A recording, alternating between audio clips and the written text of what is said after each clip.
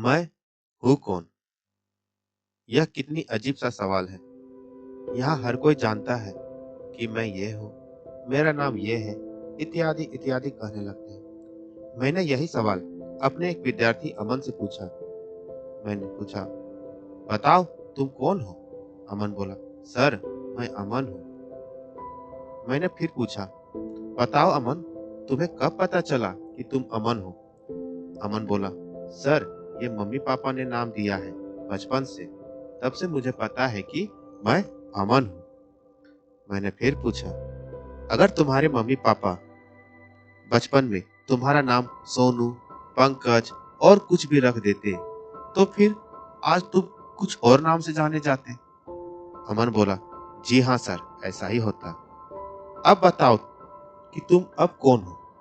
अमन बोला, सर मैं एक लड़का हूँ।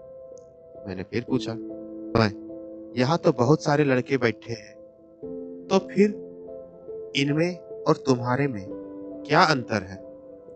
अमन, सर मेरा रूप अलग है, रंग अलग है, मैं बाकी की तरह से अलग तो दिख रहा हूं ना? मैंने बोला, चलो माना कि तुम्हारा रंग अलग है, रूप अलग है, यहाँ तक कि फिंगरप्रिंट भी अलग है। चलो उदाहरण मानते हैं, अगर तुम्हें बुखार है, तुम हॉस्पिटल गए, सामने में एक और लड़का आया है, उसे भी तुम्हारी तरह समान बुखार है, तो दोनों में लगभग एक जैसा ही दवाई मिलेगा।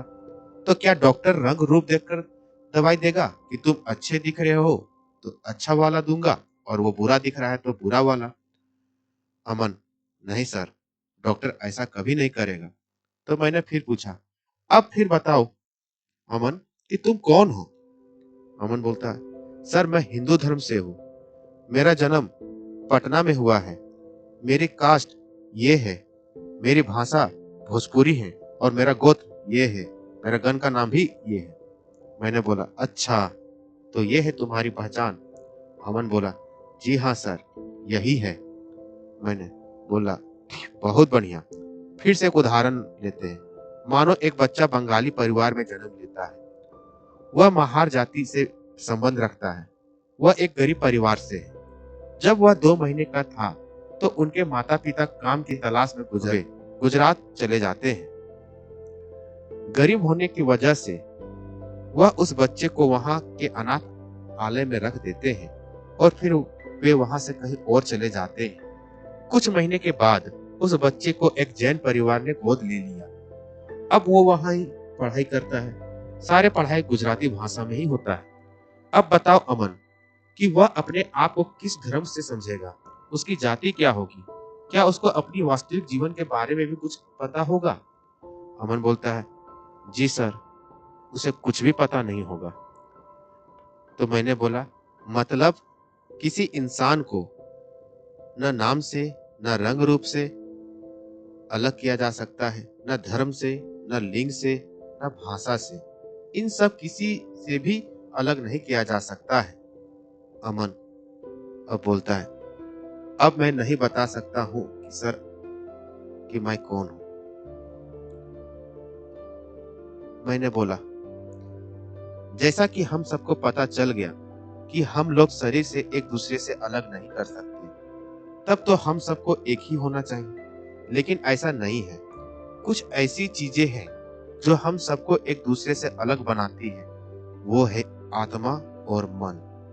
आत्मा जो परमात्मा का ही अंश है, जिसे अधिकांश धर्मों ने भी माना है, जिसे शरीर का सबसे बड़ी ऊर्जा का स्रोत भी कहा जा सकता है। और जो मन है, उस पंच तत्व शरीर का कंट्रोलर है। यह मन ही है जो एक दूसरे से अलग करती है। यह मन इतना ताकतवर होता है जो इंसान का जीवन कैसा होगा वो निर्धारित तक कर देता है। एक उदाहरण से समझते हैं। हमारे घरों में जो बिजली आती है, वह बिजली जो ऊर्जा है, उसे हम आत्मा मान सकते हैं। और जो घरों में उपकरण चल रहे हैं, जैसे कोई पंखा से हवा दे रहा है, कोई ठंडा दे रहा है, तो कोई गर्मी, तो उपकरण को हम मन मान सकते हैं। यह उपकरण बिजली को कैसा उपयोग करता है, उसे प्रयोग करता है कि दुरुपयोग, यह उस उपकरण पर निर्भर करता है। उसी तरह इस मानव शरीर का उपयोग हम कैसे करते हैं, यह मन पर निर्धारित करता है।